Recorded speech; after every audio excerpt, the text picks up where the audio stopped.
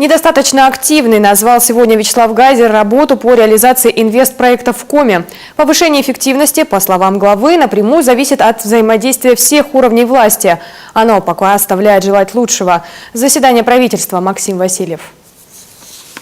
Инвестпроекты в Коми – главная движущая сила экономики региона. Вот только статистика говорит одно, реальность показывает совсем другое. В цифрах это выглядит примерно так. К 2013 году внешние инвестиции росли буквально на дрожжах. 162 миллиарда рублей – отличная динамика роста. На поверку же оказалась львиная часть средств – это деньги от возведения газопровода Баваненково-Ухта.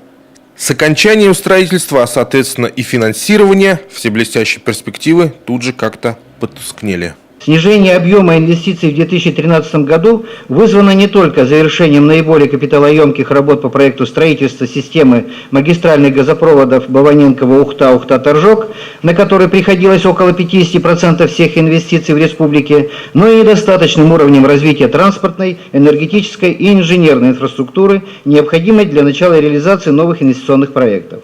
Чтобы не зависеть от крупного бизнеса, первый зам главы Алексей Чернов предложил данные «Лукойла» и «Газпрома» в следующий раз, скажем так, не учитывать. Вот тогда это будет уже реальная картина развития инвестпроектов. Если мы все время будем только на цифры вот такие ориентироваться, я повторяю, вот повезло нам с Баваненко, замечательно.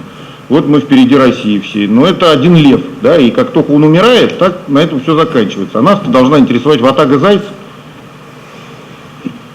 Кто-то из них всегда выживет.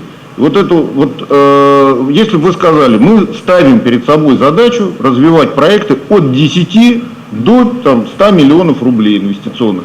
Вот это я бы понимал, да, дальше мы определяем, что для республики, для ее, так сказать, параметров, это средний бизнес.